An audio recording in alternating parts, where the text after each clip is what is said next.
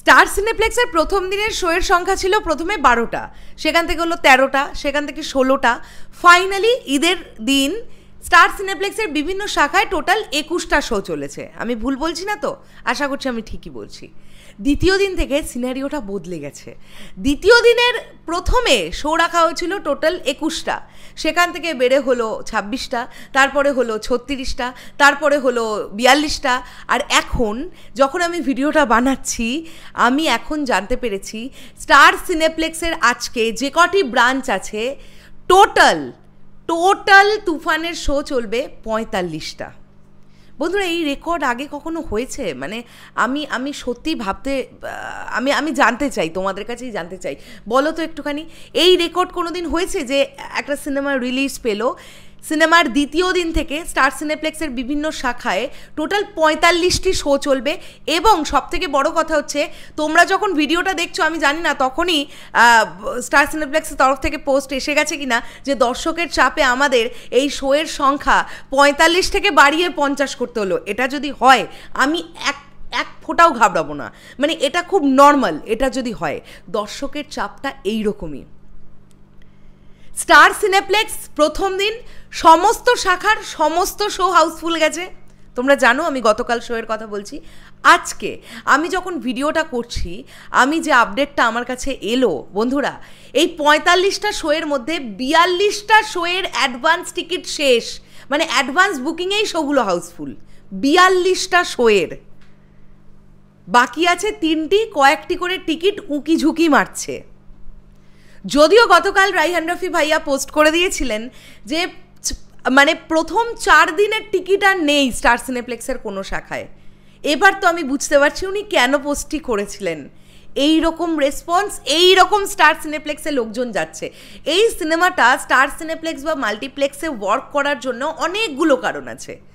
প্রথমত হচ্ছে রাইহান রফির ম্যাজিক। রাইহান রফি এত পরীক্ষিত একজন ডিরেক্টর, তার কাজ দেখতে ক্লাস অডিয়েন্স পছন্দ করে এবং তিনি বারবার প্রমাণ করেছেন তিনি যখন কোনো সিনেমা বানান তখন সেই সিনেমাটা সিনেমার মতন করে বানান। এটা গেল একটা দিক। দ্বিতীয় যদি আসি, তোমরা কাস্টিং ভাবো, চঞ্চল চৌধুরীর একটা আলাদা ফ্যান বেস আছে যারা সিনেমা দেখতে যাচ্ছে মাল্টিপ্লেক্স বা সিনেপ্লেক্সে।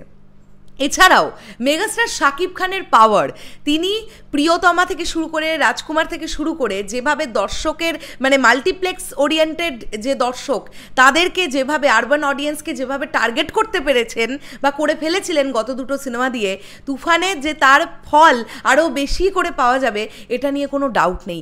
এবং যারা সিনেমাটা দেখে বেরোচ্ছেন তাদের সবার মুখে একটাই কথা যে ভাই এত স্বল্প বাজেটে যদি রাইহান রফি এই ছবি তৈরি করতে পারেন তাহলে এর থেকে বেশি বাজেট পেলে উনি কি তৈরি করতেন। মানে কি বলবো, হিস্ট্রির বাপ তৈরি হচ্ছে।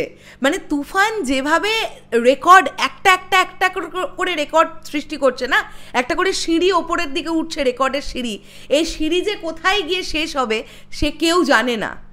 আমি শিওর আজকেও প্রচুর অডিয়েন্স স্টার সিনেপ্লেক্স বলি, lion cinemas, blockbuster cinemas, single screen, প্রচুর জায়গায় মানে আজকেও প্রবল রূপে হাউসফুল যাবে। গতকাল প্রচুর মানুষ টিকিটই পায়নি, তারা আজকে দেখবে। শেষ করলাম ভিডিওটা, দেখা হচ্ছে আবার খুব শীঘ্রই নতুন কোনো ভিডিও নিয়ে। আর স্টার সিনেপ্লেক্স কর্তৃপক্ষের কাছে আবারও একটা আবেদন রাখছি যে আপনারা দেখতে পাচ্ছেন তুফানের কীরকম ক্রেজ, আপনাদের সিনেমা হল বিভিন্ন শাখা নিয়ে আলোচনা হচ্ছে তুফান সিনেমাটাকে নিয়ে। আমি ঈদের আর কোনো সিনেমাটাকে নিয়ে এরকম আলোচনা শুনতে পেলাম না। দু একটা অদ্ভুত ইন্টারভিউ আমার চোখের সামনে এলো, সেগুলো যে ইচ্ছাকৃতভাবে ক্রিয়েট করা সেগুলো বুঝতে পারছি। তো যেটা অথেন্টিক, তুফান দেখতে অডিয়েন্স মানে উদ্বুদ্ধ হচ্ছে, তাই আপনারা দরকার পড়লে আরও শো বাড়ান, দর্শকে তুফান দেখতে দিন, তুফান দেখতে দেওয়ার সুযোগ করে দিন আপনারা শো বাড়িয়ে। শেষ করলাম ভিডিওটা, দেখা হচ্ছে আবার খুব শীঘ্রই নতুন কোনো ভিডিও নিয়ে। তাহলে এখনের জন্যে টাটা।